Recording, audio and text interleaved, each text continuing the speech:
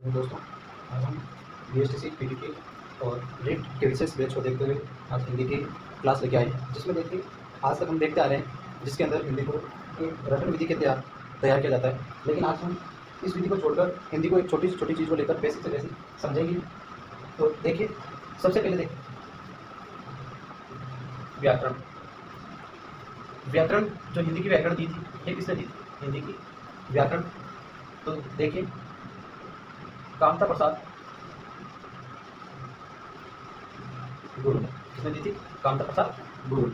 उसके बाद देखा जाए तो व्याकरण को 3 भागों में बांटा हुआ। व्याकरण को कितने भागों में बांटा हुआ? 3 भागों में, जिसमें सबसे पहला देखिए, सबसे छोटा वर्ण विचार, दूसरा है शब्द विचार और तीसरा है वाक्य विचार। देखिए दोस्तों, सबसे छोटी इकाई है वर्ण विचार, उसके बाद शब्द विचार, उसके बाद तीसरा अपना वाक्य विचार। अब देखिए दोस्तों, सबसे पहले हम एक एक करके पढ़ेंगे। तो सबसे पहले हम हिंदी के लेके चल रहे हैं वर्ण विचार। क्या लेके चल रहे हैं? वर्ण विचार। देखिए दोस्तों, वर्ण विचार। अब देखिए, वर्ण विचार करने से पहले हम सबसे पहले देखते हैं कि वर्ण विचार की जो परिभाषा होती है वो क्या है। तो वर्णों को शुद्ध लिखना,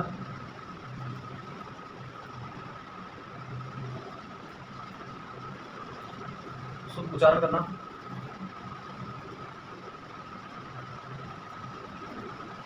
और शुद्ध जो प्रयोग करना लिखने और बोलने दोनों में, इन्हीं चीज़ों को मतलब कि एक वर्ण विचार के तहत देखा जाता है।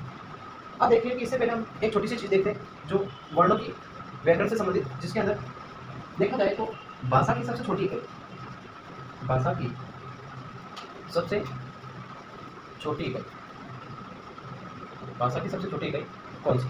तो भाषा की सबसे छोटी इकाई देखी जाए तो क्या है? ध्वनि। क्या है? ध्वनि। उसके बाद दूसरा वर्ण देखें तो भाषा की सबसे छोटी लिखित इकाई। ध्वनि तो मौखिक हो गई, और लिखित के अंदर सबसे छोटी इकाई कौन सी है? वो है वर्ण। क्या है? वर्ण। उसके बाद देखिए दोस्तों, अब ऐसे क्वेश्चन क्या अर्थ के आधार पर, अर्थ के आधार पर भाषा की सबसे छोटी इकाई, छोटी इकाई। तो सबसे छोटी इकाई कौन सी होगी अर्थ के आधार पर? तो देखिए, वर्ण का अर्थ निकलता नहीं है, ध्वनि का वैसे अर्थ निकलता नहीं है, तो शब्द क्या हो जाएगी? शब्द। तो अर्थ के आधार पर भाषा की सबसे छोटी इकाई क्या हो जाएगी? शब्द हो जाएगी। क्या हो जाएगी? शब्द हो जाएगी। उसके बाद देखिए दोस्तों, दूसरा पॉइंट देखें,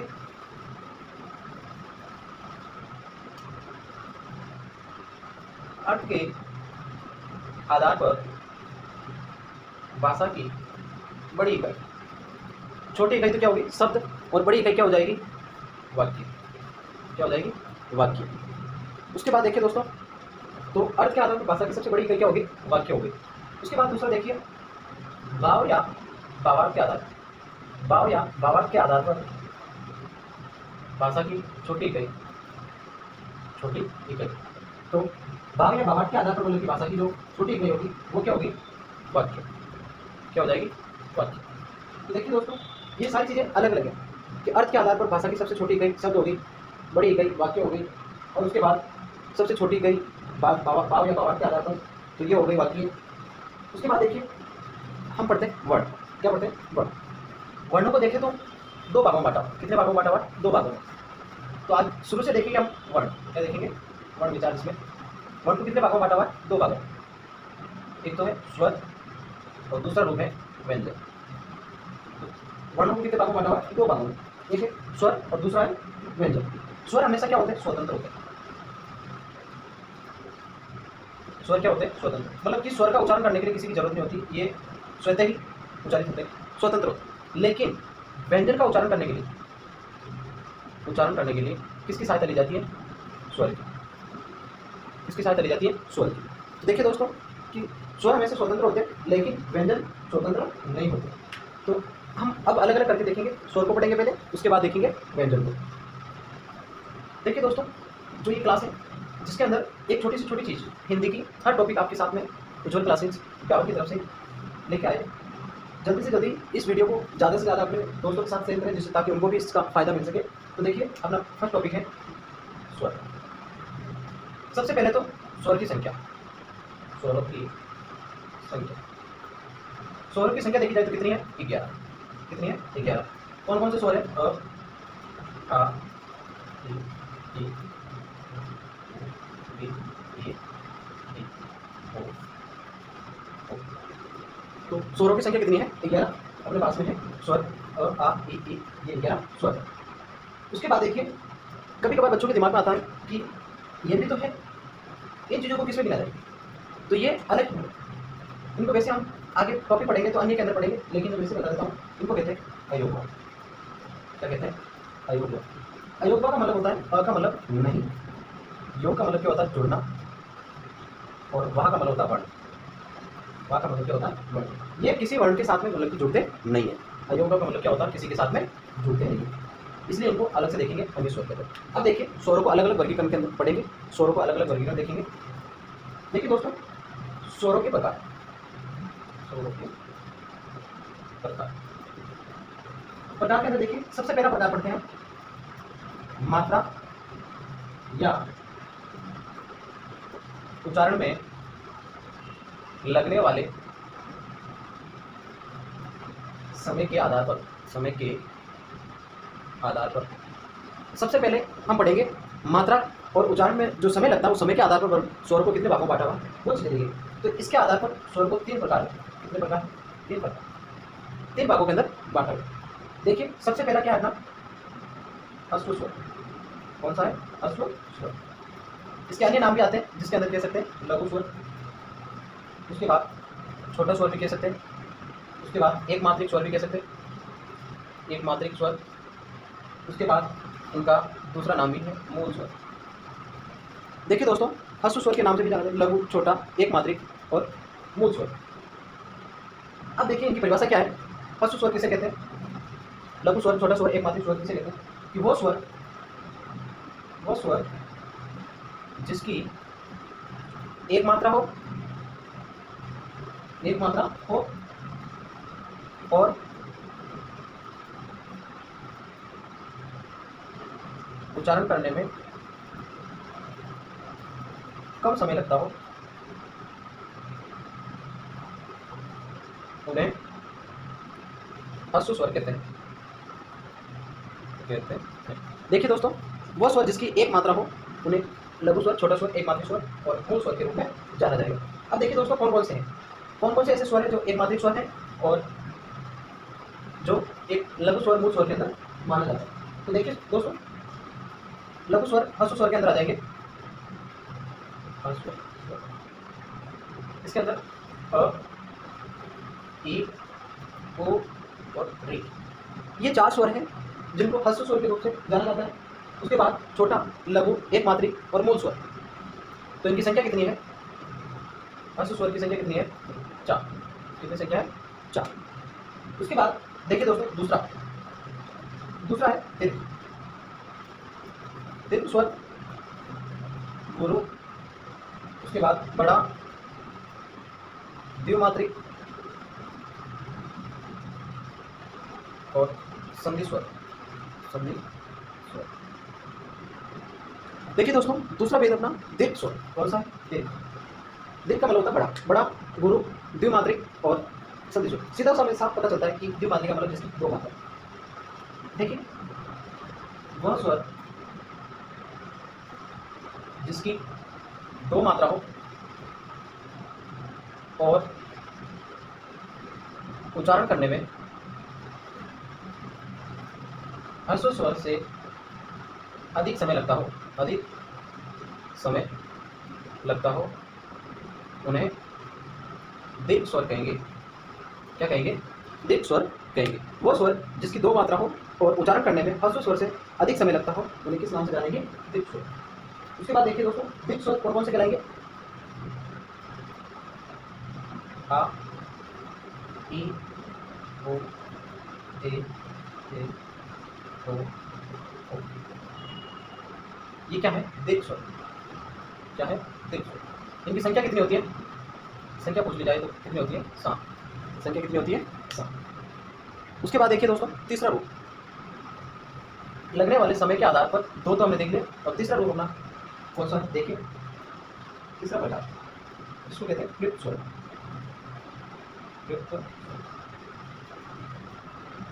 इसकी परिभाषा क्या है? वह स्वर जो लंबे समय तक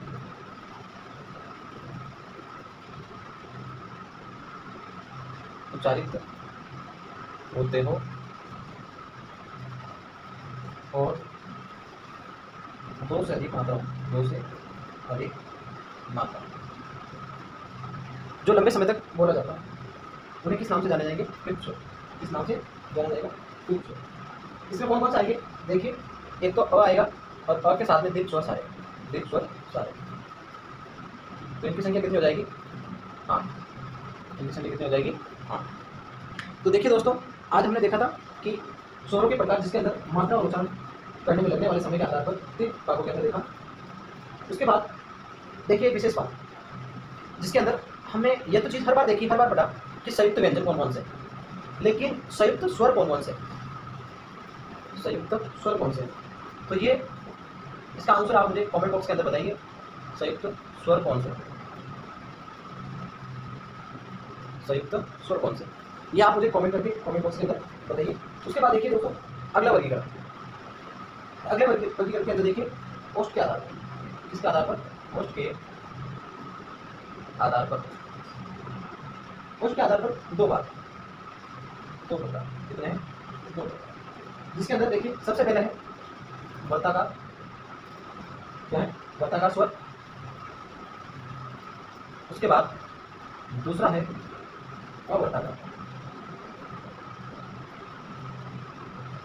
देखिए दोस्तों कभी कभार वर्ताकार ना बोल के वर्तमुखी भी कह सकते हैं, क्या कह सकते हैं? वर्तमुखी, वर्तमुखी स्वर और अवर्तमुखी स्वर। देखिए दोस्तों वर्ताकार स्वर किसे कहते हैं? वो स्वर जिसके उच्चारण करते समय ओष्ठ की आकृति वर्त के समान हो जाती है, ओष्ठ की आकृति वर्त के समान बन जाती है, उसे वर्ताकार कहते हैं। जिसके अंदर देखिए बोलते समय ओष्ठ की आकृति मतलब किसके वर्त के समान बन जाती है, और अवर्ताकार जिसके समय बोलते समय ओष्ठ वर्त के समान नहीं बनते, उसको कहते हैं अवर्ताकार।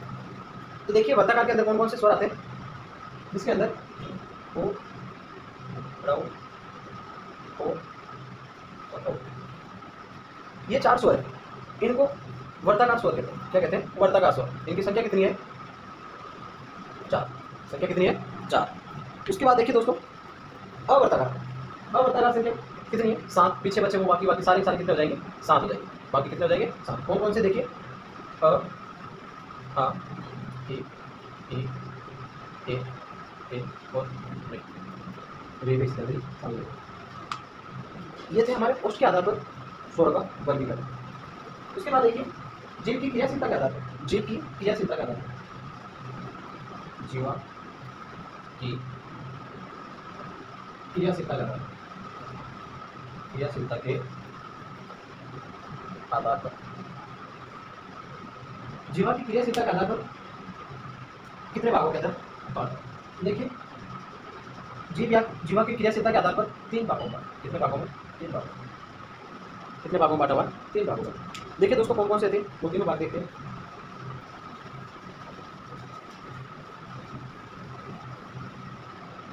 सबसे पहले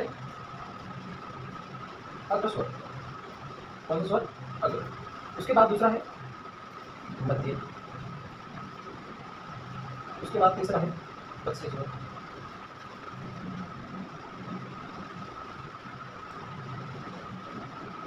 अब देखिए दोस्तों अग्र स्वर किसे कहते हैं, मध्य स्वर किसे कहते हैं, पश्चिम स्वर। जीव की क्रियाशीलता के आधार पर जीव के आगे वाला भाग अग्र से उच्चारित होते हैं बोलने वाले, उनको कहेंगे अग्र। जो मध्य भाग से उसको मध्य, और जो पश्चिम भाग पीछे वाले भाग से होता है वो पीछे स्वर कहलाते हैं। अब देखिए दोस्तों अग्र स्वर में कौन कौन से आते हैं? वैसे तो मतलब कि इसका शॉर्ट ट्रिक के हिसाब से भी मतलब कर सकते हो, लेकिन सबसे पहले मैं बता देता हूँ इसमें कैसे आते हैं। ए, ए, ए, ए और ए, ये आएंगे अग्र। उसके बाद मध्य में कौन सा आएगा? अ। पीछे बचे किसमें आ जाएगा? पश्चिम में, जिसके अंदर देखिए आ, ओ, ओ, ये किस में आ जाएंगे, पच्ची के अंदर। अब देखिए दोस्तों, इनको याद करने का सॉरी कैसे याद कर सकते हैं। अब देखिए हम ऐसे भी याद कर सकते हैं जिसके अंदर गणित के 3 आकृति, गणित की 3 की आकृति, 3 की आकृति बनते हैं, वो सारे का सारे किसमें लिखना है, पश्चिम। अ को छोड़कर जिसकी आकृति 3 की आकृति बनती है उसको किसमें लिखेंगे, पश्चिम। जैसे आ की आकृति 3 की बन रही है, ओ की, ओ की, ओ की, ओ। उसके बाद मध्य के अंदर लिख दिया और अगला आ जाएगा अपना जो ई, बड़ी ई, ए, ये सारे मतलब कि अग्र के अंदर। अब देखिए ऐसा ना करें तो आप दूसरे तरीके से भी कर सकते हैं इसको, कि सबसे पहले हम मध्य से शुरू करेंगे, अ लिखा, सबसे पहले मध्य में क्या लिखा, अ। उसके बाद देखिए अ के बाद क्या आता है, आ। तो जैसे नीचे चलेंगे और आ लिखा, मध्य के अंदर अ लिखा, पच्ची के अंदर आ लिखा। उसके बाद देखिए दोस्तों कि अग्र के अंदर जो आगे वाले भाग, उस आगे वाले भाग के अंदर देखिए आ के बाद क्या आता है, ई। तो दोनों में क्या लिखेंगे, ई और बड़ी। उसके बाद ई के बाद क्या आता है, ओ। तो इसमें क्या लिख लेंगे, दोनों ओ। उसके बाद ओ के बाद क्या आता है, री। तो इसमें भी ये लिख लेंगे री, और री के साथ में ए और बड़ा। उसके बाद देखिए आगे क्या आता है, ओ। इसमें लिख लेंगे दोनों आगे।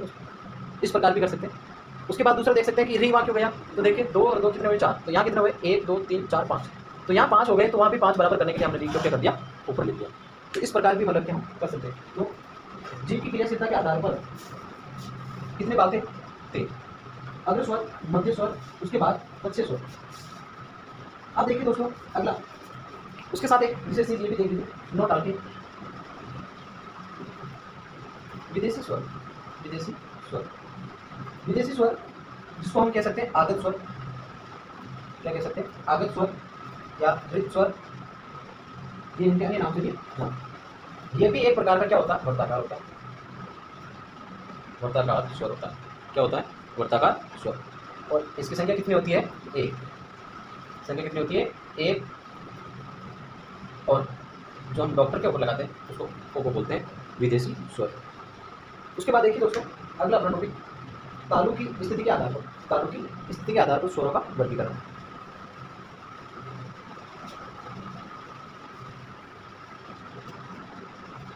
तालु की स्थिति के आधार पर, तालु की स्थिति के आधार पर 4 भागों में बांटा। कितने भागों में, 4। देखिए दोस्तों कौन कौन से 4 है, जिसमें देखिए सबसे पहले संवर्त स्वर, उसके बाद अर्ध संवर्त स्वर, विवर्त स्वर, उसके बाद अर्ध विवर्त। संवर्त का मतलब होता है कि मुंह क्या रहता है इसमें, लगभग उच्चारण करते समय बंद, मुंह क्या रहता है, बंद। और विवर्त का मतलब होता है खुला, विवर्त का मतलब क्या होता है, और अर्ध का मतलब होता है आधा। अब देखिए दोस्तों इनको याद, कौन कौन से स्वर किस किस में आएगा, इनको याद करने के वैसे याद करते तो वैसे याद होता नहीं। तो देखिए सबसे पहले हम देखते हैं कि वो स्वर जैसे ए, अ, आ, और ए, ओ को छोड़कर, इन स्वरों को छोड़कर, इन स्वरों को छोड़कर बाकी वाले जितने भी जो भी स्वर हैं वो सारे के सारे स्वर हम किसमें लिख देंगे, संवर्त में लिखेंगे। और आ, ए, ओ को छोड़कर मतलब कि बाकी वाले सारे स्वर किसमें लिखेंगे, संवर्त में लिखेंगे। तो बाकी कौन कौन से बचे, ई, बड़ी, उसके बाद टू, बड़ा ओ और ए। ये किसमें लिख दिया हमने, संवर्त के अंदर। उसके बाद देखिए दोस्तों अब आगे क्या करना है, संवर्त के अंदर लिख दिया।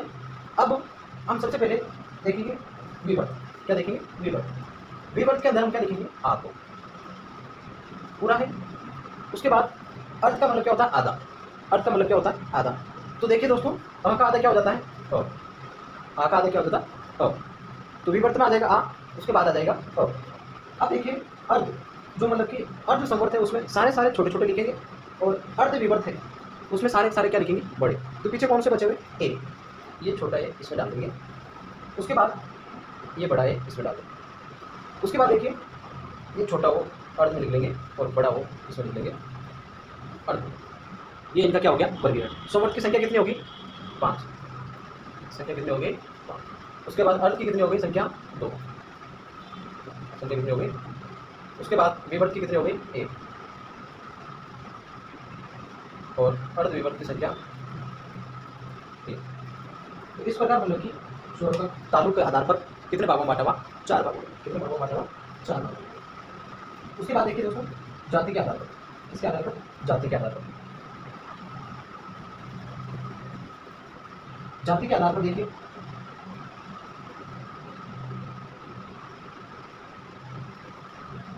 जाति के आधार पर 2 भागों में। कितने भागों में बांटा हुआ? 2। सजातीय, स्वजातीय और विजातीय। तो क्या हो गया? विजातीय। सजातीय और विजातीय। सजातीय वो जो समान जाति को, समान स्वर को, उनको क्या कहेंगे? सजातीय। जैसे देखिए एक समान है, उसके बाद एक बड़ी क्या हो गई? एक समान है, उसके बाद देखिए तो क्या हो गया? समान, एक जैसे। तो किसमें आ जाएंगे? सजातीय। और समान स्वर कौन से होंगे? जैसे आ जाएंगे ए और बड़ा, क्योंकि इसके अंदर देखिए अ प्लस ई, ये दोनों मिलकर क्या बना है? ए। दोनों मिलकर क्या बना है? ए। तो ये दोनों अलग अलग जाति के हैं, इसलिए इसको किस नाम से जानते हैं? विजातीय। उसके बाद देखिए ओ, जिसके अंदर देखिए ओ किससे बना है? अ प्लस वो क्या बनता है? ओ। तो इनके अंदर भी क्या है? अलग अलग जाति के हैं, इसलिए इनको किस नाम से जानते हैं? विजातीय। किस नाम से जानते हैं? विजातीय स्वर। उसके बाद देखिए अनुनासिकता के आधार पर, अनुनासिक जो तत्पुरुष शब्द होते हैं और अनुस्वार जो तत्सम शब्द, वो जिसके अंदर सारे सारे स्वर आए होते हैं। ये देखिए हमने आज स्वरों की वर्गीकरण। अब देखिए इसमें उच्चारण स्थान के आधार पर स्वर, वो हम आगे देखेंगे एक ही सारणी के अंदर स्वर और व्यंजन दोनों को साथ में। उसके बाद देखिए दोस्तों कल हम पढ़ेंगे व्यंजन। थैंक यू, धन्यवाद।